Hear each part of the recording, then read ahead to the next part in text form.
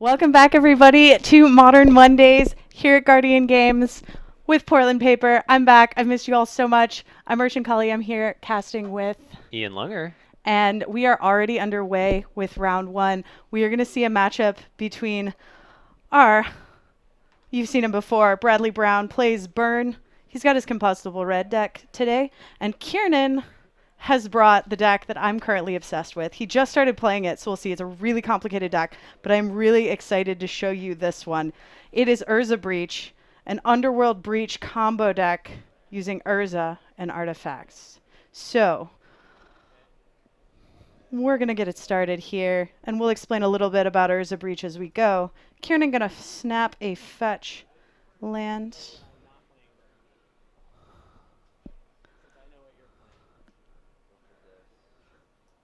Yeah, I actually picked out Urza Breach completely on accident. I didn't think about it. I'm just like my lucky day. So Kieran going to grab a snow-covered island here. Imagine we're going to see a follow within Arkham's Astrolabe start to build up his board of artifacts. And the goal of this Urza Breach deck is eventually to cobble together a 4-card combo involving Scrap Trawler. We'll hopefully get there and explain it a little more closely then. But Underworld Breach is an incredibly powerful card that lets you dig for that whole combo. So we'll see what happens. Hey, Ian. Huge fan of Breach. I've Yeah. been breaching. I've been LED brain freezing in Legacy, so Rude. I've gotten a taste of what Underworld Breach is capable of in the right That's shell, and boy is it fun. that's cold. That's cold. Yes, it is cold. And you can pretend to be miracles and then combo your opponent out. All right, Bradley here. A play that he is known for. Turn 1 Rabble Master, this time off a Mountain Simian Spirit Guide Pyretic Ritual. Make a Goblin token, get in for 1. Yeah, Bradley definitely known to stunt on camera. Do some red stunting. Always. Turn 1 Rabble Master has to be a very satisfying play. As somebody that has never managed to accomplish that feat, I'm sure that it just feels really, really good, especially if it lives to turn 2. It is a lot of damage really fast. Now, the Urza Breach deck does have the capacity to win, technically on turn 2, but on turn 3, it's not that unusual. But the sequencing on it is, I don't think vicious is too extreme a word, so we will see how this goes. So can we talk a little bit about why the sequencing is vicious and kind of what aspects are difficult? Like, is it about when you're cracking your baubles? Is it about... So it's a little bit about knowing what you have and knowing what you need, because Okay. there are several overlapping combos, and a lot of them can be put together out of your graveyard if you cast Underworld Breach, and then can dig through the rest of your deck for them. Um, and being able to know what you need when you cast Breach in order to get there is a little bit difficult. So Kieran here is going to cast Grinding Station. Looks like he missed that untap trigger. Okay, he's figured it out. Grinding Station triggers itself when it comes into play. It lets you sacrifice an artifact and mill 3 from target player's library. He's filling his graveyard to fuel that Underworld Breach when it happens. He's looking at Memnite, which is part of the primary combo. And I hope to leave us in suspense until we get there. But Bradley going to take the simple route. Kieran going to block with Memnite. Kieran gonna keep milling. That's another piece. That's the Sword of the Meek. So, Okay. if you can imagine here. Okay. So at its core, it is looking to utilize the Thopter. Ooh, that will put it... That's going to put a damper on problematic. things. Main deck Harsh Mentor. It's a little bit harsh. That's so Wow. problematic. That is a Kind statement. of amazing. Yeah. So from here, what Kieran's going to need to do is put together his other combo, because the deck does include the Urza Thopter Sword combo. Oh, no, that doesn't work either. Never mind. It doesn't cast spells. I'm thinking of Damping Sphere. Never mind. Yeah. Oh, no. Sorry, I'm thinking of Eidolon, but it's not Eidolon. It's Harsh Mentor. Kieran actually may be close to dead to this card. He's just going to have to win on a fair plan, which in game 1, his deck is... It's there, but it's not amazing. So, Wow, Bradley. Yeah, it's kind of crazy to see Harsh Mentor in the main deck of a deck that has to be as aggressive as Combustible Red, you would think would have to be. Um, but when you draw it, when you draw it in the perfect moments, it looks pretty good. Bradley's sick of my shit. Bam. All right. So Kieran here is cast on a World Breach. He's got one turn to do whatever he wants. So here's the Memnite. Here's the Sword of the Meek. So here's the combo. If he had the Scrap Trawler, grinding the Sword of the Meek would return the Memnite to his hand and let him repeat and mill. Right, but we'll take He damage doesn't have the every Scrap Trawler. time. Yes, and every time he activates the grinding station, he's going to take damage. So this is not good. Putting a blocker on the field is not the worst. I mean, you will be able to stop the bleeding. Bradley on with his harsh mentor triggers there. Yep. So what is Kiernan hunting for here? Why are we continuing to grinding station? What I'm not sure about is why we have decided to breach. Because you want to save that breach for a turn that you can really do something with it. And I guess what the possibility here is if you can take... So what you could do here is recast Amber with Breach over and over again, grinding it with Grinding Station to give yourself more fuel. This is not what he wants to be doing, I don't believe. But if he wants... Yeah, he needs to regrind an Amber over and over again to get enough mana to play Urza and start in on the fair plan. Okay. But that requires that he make mana. He's got access to one, so he needs to find an Amber. Maybe he doesn't have the Amber yet, which would explain this. Yeah, so searching for the Amber, because luckily the Amber can activate for mana. But you're still going to have to take 2 off the grinding station to repeat it. Right. But once you can get Urza into play, things start to get easier. Unless you could mill multiple Ambers, then you can just play the or the next Amber. Good point. Amber won't tap for mana, so what he will have to do first is cast the Emery out of the graveyard. He has milled over an Emery. So if he casts the Emery, then he can start repeatedly using the Amber. But with Kiernan at 7, he needs to... He's got that figured out. Okay. Good. He doesn't have enough life to... There's the Amber. Yeah, okay, so here's the Amber. He can escape it once, twice, 3. He can't escape it. He'll be fine. Actually, he'll go to 1. But do you just die to the attack from the Ravel Master and the tokens the next turn if you go to 1? 1, 2, 3, 4. No. Oh, Harsh Mentor. Yeah. Yes. So maybe hoping that Bradley will miss a mentor trigger here. I think we're just dead. Continuing to mill with Emery. Interesting. But we've just gotten rid of, now that mana that we had from the Amber is gone. I wouldn't, yeah, I'm not. I think you could get Urza into play and go to 1, but then you are... You can get Urza into play, go to 1. If you've milled the other Memnite, you can escape that and have enough blockers to survive. And the Memnite will pick up a Sword of the Meek, and so it won't be quite as anemic. So that's a line that Kiernan could be looking at to survive another turn. And there's no main deck creature removal right now. No. This deck is like pure combo. Game 1 is all in. Okay. But I think what we needed to do here was go to... I wouldn't be looping these Emerys. I would have been able... If you'd escaped the Amber and ground it 3 times, you go to 1. You get 4 mana. You cast Urza. You have enough mana then with the rest of your artifacts to cast, say, Trawler to block, to cast Memnite. And at that point, you stop grinding. You can activate Urza to get mana off the grinding station instead. But I think Kiernan is on a path to losing this game right now. Definitely searching for something. He's definitely got a plan, but he, I think, has gone too far. I'm just not sure what he's looking for. Yeah. I mean, I guess it's possible that Kiernan's playing some piece of main deck interaction. I don't believe so. Okay. But I think he's just looking for the other Memnite. But with the number of attackers that are coming his way, that's not gonna work. Yeah. So believe Harsh Mentor's going to get him here. It might have gotten him anyway, because again, this was a line to not lose next turn. What is that card on the top? What is that card on the top? Oh, That's a Witchclaw Witchclaw Talisman. Yeah, it's a one of lets you. It's really the only way to dig up Breach if you are able to say Emery cards out of your graveyard. Gotcha. Or engineer them.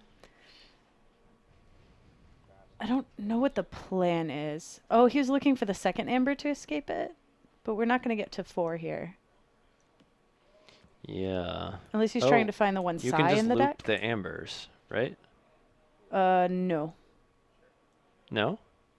Oh, I guess, yeah, you can, okay. Yeah, you can, like we with don't need the grinding rule. station anymore. Can legend rule. Can Good. just legend rule them to get Yeah, actually a that'll good work. bit of mana, so We need to get to 4. and we need to have once we get to 4 we still need 3 more cards in the yard to get Urza back. So Right. maybe doing a count of the graveyard here just to see Yeah. what are the resources like in total. It can seem like sometimes that you have a really stocked graveyard when you're playing Breach, but the cards kind of get used up very quickly. Yeah, they do. They'll burn up.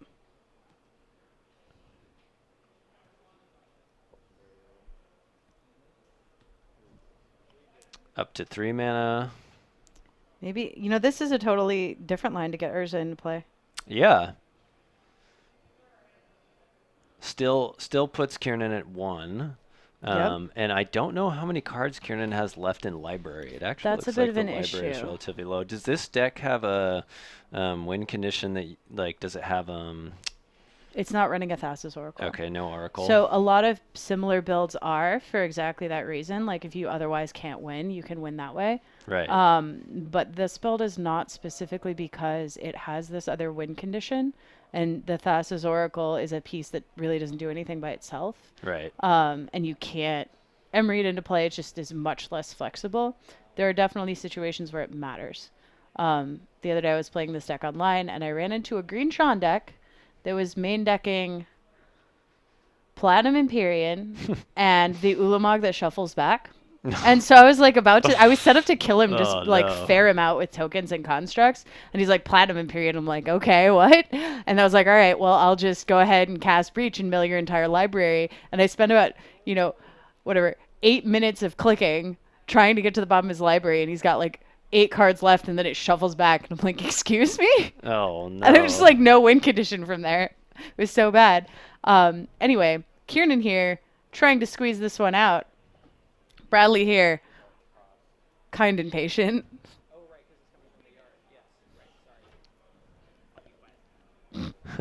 Oh, Bradley. As I said, Bradley, very sick of my shit. Welcome to the stream, Giant Ravens. Glad you could make it to the stream. Yay, it's good to see everybody. I know it's been a few weeks since I've been here and I've missed y'all a bunch. Okay, so we are down to very few cards left in yard here, and there's an Urza in play. So, with the construct,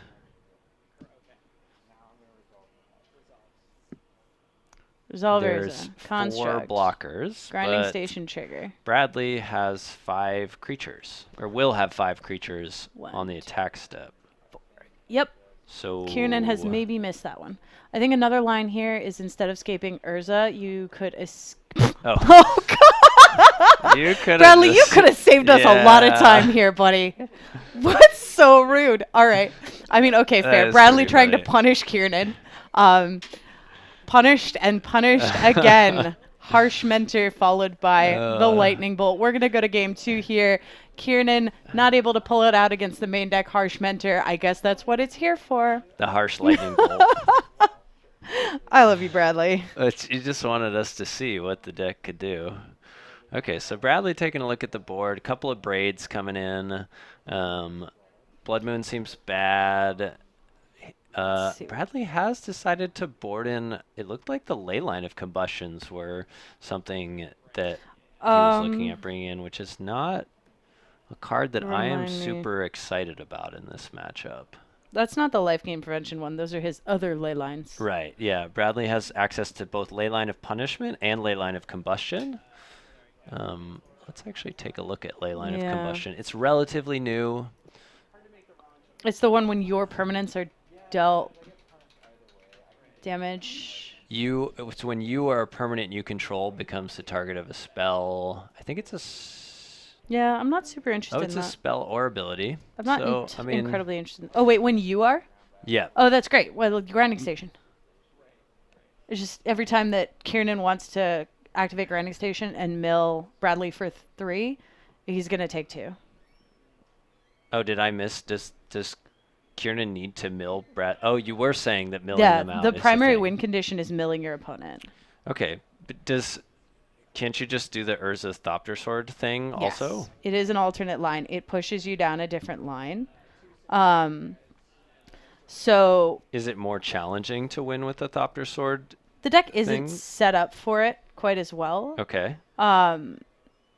Just because the deck is really built to put grinding station and underworld breach into play, and at that point you are pretty much set to win the whole game. Okay. And even if you have, say, grinding station in the graveyard and the mana to cast it, you can just breach and then go. So the thing about this deck is, yes, it's a 4-card combo and it's very convoluted, but it kind of is a 1-card combo in some circumstances because Underworld Breach is nuts. Yep. So I get the ley line of combustion here. It's just cutting one of Kiernan's angles. Because then he actually does need Urza, which is harder to dig up. You can't just breach mill your library Right. as easily. You still can do it, but you can't say Emery Urza into play or things like that, or Okay. engineer Urza into play, or tutor it with engineer. So I like those. Kiernan's options. I'm going to take a look real quick. 2 Thoughtseize, 1 Dead of Winter, 2 Ashiok Dream Render, 2 Spell Pierce, 1 Echoing Truth, 2 Force of Negation, 2 Mystical Dispute, 2 Dead of Winter, not 1. Psymaster Thopterus and a Brazen Borrower. I like additional Psy. He knows he's up against Harsh Mentor, so he may want to shift into a Fair Plan. Not sure about a lot. I guess I like Dead of Winter. I'm okay Sweeps with things up. Borrower. I think if Yeah. you need to get rid of, I mean, I guess I like Dead of Winter better to get rid of the Harsh Mentor Yeah. plan. I could see Borrower and Echoing Truth, though, just as bounces for hate pieces. Yeah. So I like all of those. Kieran may not want to board super duper heavy, but I think especially Borrower being another backup fair card, Borrower and Psy are both good choices. We'll see. Fair enough. That lightning bolt. I know. That was, Max Rude. and it looked like Bradley boarded out some Torbrands, which I think makes a lot of sense. It's definitely a very slow card in this matchup. Yeah. As you could see, that previous game was decided before turn 4, and Torbrands, it's a good card in that it would allow Bradley to maybe get more value out of the Harsh Mentor or the Ley Line of Combustion, but on its own, it's not that huge of a threat, and it's rather slow. So Okay. you'd probably rather have the hate pieces than Yes. the Torbrand. Absolutely. Because if you can, like, I think Bradley's totally fast enough that if you can force Kiernan down difficult paths, then you're gonna be in great shape. And I assume Bradley also has Eidolon of the Great Revel in there, Ah, yes. which is Would be smart. another miserable one. Yep. It's just another way to cut down Kiernan's angles. So it looks like there's at least one Simian Spirit Guide in Bradley's hand. There's an Eidolon. Maybe a Blood Moon. Yeah, there's a Blood Moon, Reminap Ruins. And I think there was also a Rabble Master's Friend. Legion Warboss. Yeah. Rabble Master number 5 through 8. Mm-hmm. Yeah, it seems like a very serviceable hand for Bradley. So Yeah, I think that'll be fine. It's not got the ley line, but it's full of goodies. you're on the draw as Bradley, so you don't get to like power out the turn 1 Eidolon and really catch Kiernan with kind of any of the 0 mana plays. Although it's possible that Kiernan's going to keep some of the 0 mana stuff in hand, although with Emery, it's likely that Kiernan's just going to kind of vomit everything on the table turn 1. Hopefully. This deck doesn't cast a turn 1 Emery super duper consistently. Okay. Because it doesn't have as many zeros. I believe it's like 7 zeros because Okay. it's not. Would it be normal for you to run out your zeros? No, because you might want to save them to untap You usually the run grinding them out. station. There are a Okay. few reasons not to, so you may or may not. Usually also just hiding them. Sure. But if you're playing against an Eidolon deck, you're likely to see the turn before they can Eidolon. You're just gonna. It's like playing against Thalia. You Okay. know that's coming, and it's better just to have them on the board. So assuming Kiernan has that read.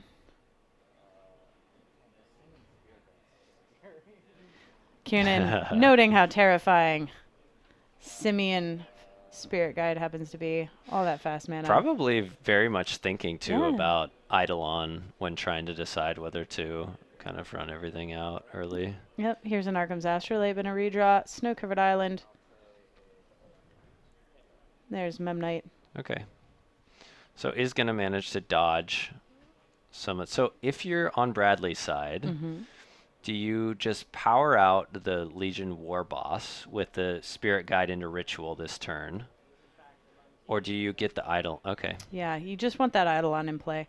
Because that's going to, even if the Eidolon is something to lock down Kiernan's combo, it also just slows his setup. Yeah. Because now so like, if he wants to play a Chromatic Star, take 2. If he wants to play an Right. Emery, take 2. And so it's even rougher. And, Bradley can easily consider that Kiernan can fair plan, but for the most part, what's much more dangerous to Bradley is Kiernan comboing off before he can do anything. So taking damage off his own Eidolon is not free, but not too bad. Kiernan going to take 2 damage to get that Emery into play. Little difficult to think about Emerying in those baubles for 2 damage a turn, but it is an option. Probably want to save those activations for a more important piece. So Bradley has an Abrade. If you're on Bradley's side, are you afraid of anything on the board enough right now to fire off that Abrade? Seeing that Kiernan played 2 islands, I might go for the Astrolabe. Interesting. Just as a way to, you don't know what's in Kiernan's hand mana-wise. Actually, you probably could read that he because if Kiernan fetched around Blood Moon. Of note, before we get too far, Bradley with some very heads-up sequencing, attacking with the Eidolon before making any decisions, knowing that if Kiernan had decided to double block, that Bradley could have blown him out with the Abrade that was just cast. Yeah. Good choices for Bradley. Deciding to take down the Emery with the Abrade, stop Emery from getting back any really important pieces. Kiernan pretty intentional about the possibility of Blood Moon here.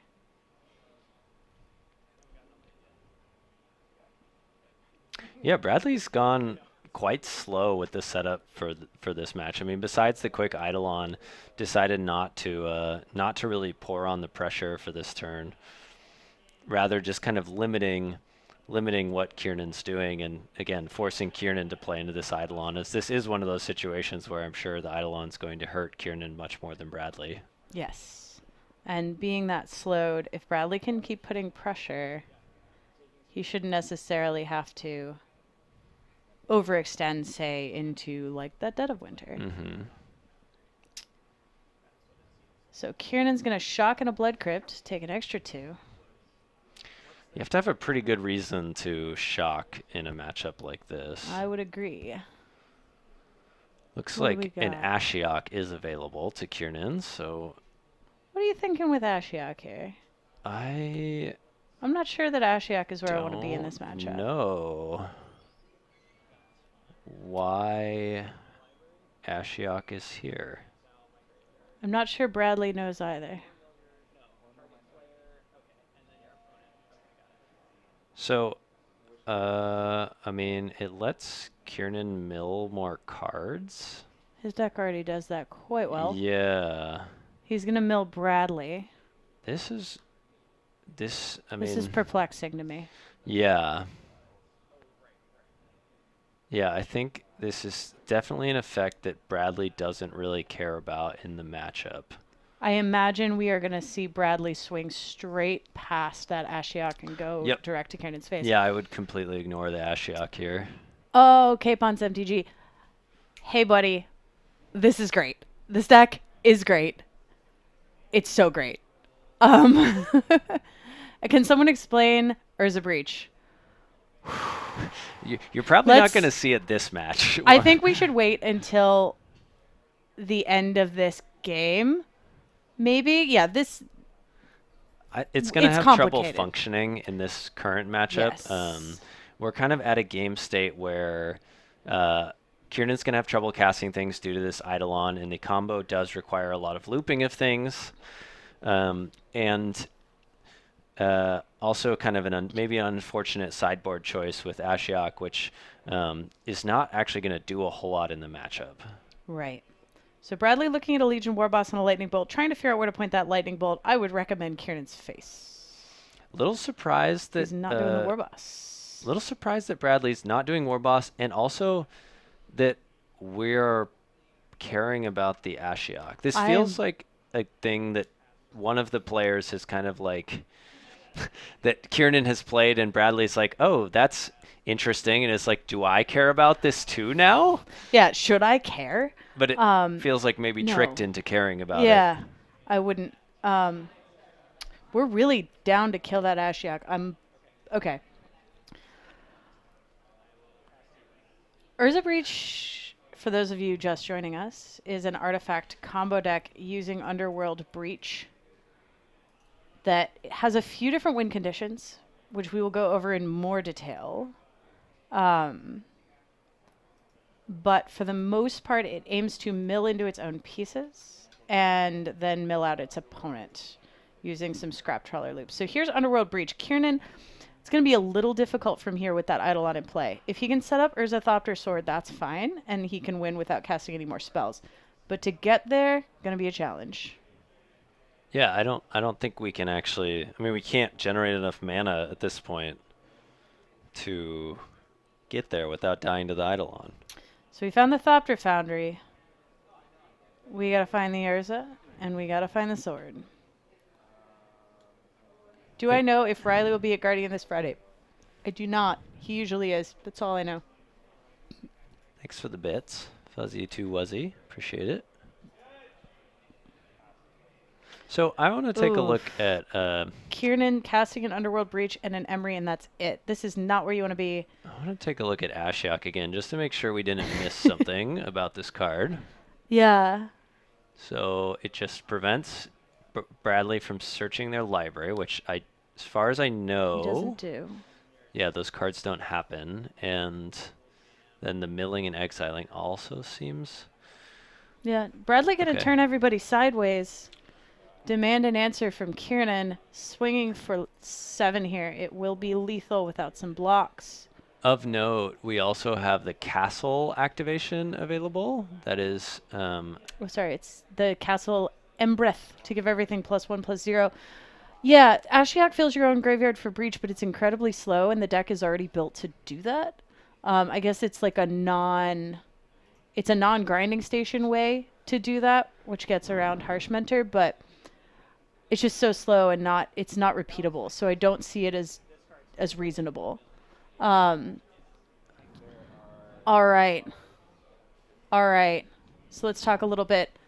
Do we want to grab a mid round, or do we want to chitty chat? No, let's just talk through let's talk through this deck a little bit, because I think a lot of people probably have not seen this deck at all. It's clearly just jumped on the scene, and probably worth kind of hearing as somebody who is into those types of decks. So I think it's worth doing a little interview about the deck. All right. So this list, I believe, this specific list, I believe Kieran's playing the list that I've been practicing as well, because we've been talking about it.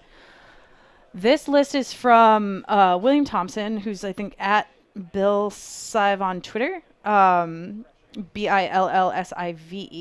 You can find his list there. I've also talked about it a bunch. I'm writing an article about it. It should come out later this week on Hipsters. But this deck is sweet. It is a combo deck that primarily revolves around a 4-card combo, Grinding Station, Scrap Trawler, Sword of the Meek, and Memnite. Idea being, once you have it all set up, you cast Memnite, trigger Sword of the Meek, comes into play attached to Memnite. That's 2 untapped triggers in your Grinding Station. First one, you grind Memnite, mill your opponent for 3. Then you grind the Sword of the Meek, which you will mill your opponent for 3 again. Scrap Trawler trigger lets you pick up the Memnite, and then that returns you to the beginning of the loop. Cast the Memnite, recur the sword, mill your opponent for 6 every loop until they're dead. Now, sounds convoluted. Why do you want a 4-card combo? Answer. Grinding Station and Underworld Breach. Underworld Breach will let you cast any 0-cost thing by exiling 3 cards and nothing else. That's all you need. And Grinding Station will untap if that 0-cost thing is an artifact. You'll keep milling yourself for 3, and you can start building up your graveyard. You can hit Emeries, which will keep building your graveyard more and more. If that 1 casting cost thing is a Mox Amber with an Emery in play, you can get more mana. And basically the idea is to mill through your library until you find those 4 pieces, because you can cast them all out of your graveyard. And since once you hit that Amber, you can make more mana as well. In most cases, Breach and Grinding Station alone will win you the game. That's it. And that's why this deck is what it is, and why it's pretty consistent, is you just need 1 to 2 pieces and you can do it. It also runs things like Goblin Engineer to help you find what you need. It also has a backup plan with Urza and the Thopter Sword combo, and also just Urza, where the big construct sometimes gets there. So that's the general idea of the deck. It's got a lot going on. It's very complicated. It feels like Dredge and KCI had a baby. And it's super duper fun. If you are into taking a crap ton of game actions, a real game 1 deck that's super hateable but super hard to interact with pre-board, then this is a deck you definitely want to check out. It's a huge puzzle. It's very complex, and I love it. So as someone who has kind of played a bit of Underworld Breach and Legacy, I found that it's actually a card that's like hated out fairly easily. Not only is it hated out by graveyard hate, it's hated out by abrupt decays or enchantment destruction. It's silence effects. Oh, yeah. You know, like there are a lot of counterplay to Underworld Breach. So while I think, you know, even on the card it looks like the sky is falling, and we did hear kind of some people saying that this is the next Yogg-Will, I found that it's a card that like people have a lot of game against. Oh, 100%. I think that it is very easy to interact with this combo, and that's the reason that I consider it a game 1 deck. Game 1 decks are decks like Dredge that are really sensitive to hate, so they're going to have a much better game 1 win percentage than postboard. And a lot of the sideboarding in those kind of decks revolves around counterboarding. So you need to know the meta, you need to know what to expect out of your opponent's sideboard as far as hate goes, and you need to board around it. So game 2, you're already coming with the answer to their answer. The other thing with this deck is it does have a fair plan with like Urza. It has 1 Psy in the main deck. You could run more Psy. You could run Tezzeret, Agent of Bullets, and make 5/5s. There are options to turn into a more fair deck. They're not super strong, just because your deck is built to just kill your opponent on turn 3. But they're viable. So you board into those, and you board into your counter hate, and you just try to get there however you need to. So how do you feel about the longevity of the deck then? If it's pretty glass cannon and kind of post board you don't have a ton to work with. I mean, it looked like there were some bounce effects, but do you think it's gonna last? Like, I think it's too early to tell. I think the deck is really new. I think finding its positioning is still an outstanding question. I don't know that it's top tier. I don't know that it's busted. I think it's so cool. I think the deck is crazy cool, but I don't know. I don't know where it's gonna land. I'm really excited to play it. I'm gonna spend some time really getting to know the deck. There are a lot of builds going around. Other people are doing things without Urza that are even more glass cannon. right. So we'll see where it settles. It People are seems still like brewing. Breach. I mean, Breach has to find a home. So, I mean, Right?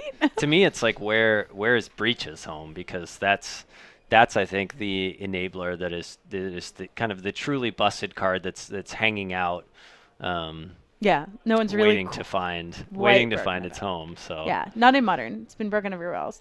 It is. Yeah, I Yeah. mean, it is like PO. It's a sweet combo deck.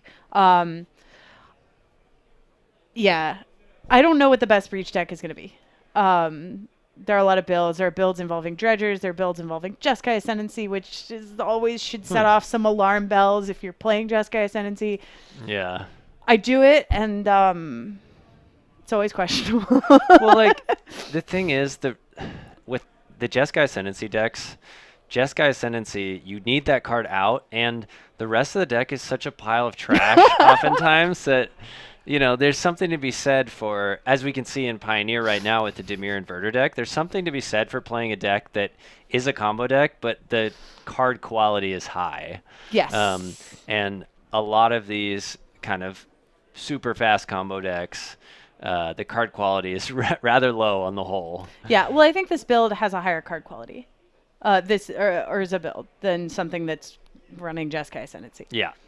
Yeah, this one seems better. I mean, Urza is its own engine, so I do think even though some people might say, "Oh, your fair plan is just Urza," like kind of a laughable fair plan. Like it's Urza. Have you read the card? Yeah, the card is strong. The construct is really what's kind of going to allow you to finish games. It does feel like your activations on Urza are a little bit not Whatever. awesome. But you're not running counter magic at least, which is always a little bit of the risk when you're activating Urza, because you've got a deck full of red effects and a deck full of counter spells. Thanks, so. Capons. Yeah, the caster cam is a webcam that some days decides that it's going to show like random lines through it. It doesn't work, but today it's decided to bless us with its ability to work. I'm so unprofessional today. Okay. Okay. But glad to bring everybody into the booth. I know it's not something that we actually get to do that much on stream. You can see the lovely new carpet. Yeah. Oh, yeah. There's new carpet. There's new carpet. Trust us. Yeah. Well, yeah. Well. Where are we at in the round? Yeah, we have. It looks like about 8 minutes. 8 minutes left. Actually, right. no. We actually have 3 minutes left, so this is better. Okay. So what we're gonna do is we are going to take a short break, and then we will be back. We always have plaid every time we have this camera on. I know we're trying to rep Portland. Unintentionally doing a great job. Yeah, we are the place that we are, and that's just what ends up happening. We'll be back in a bit with round 2. Don't go anywhere. See you soon.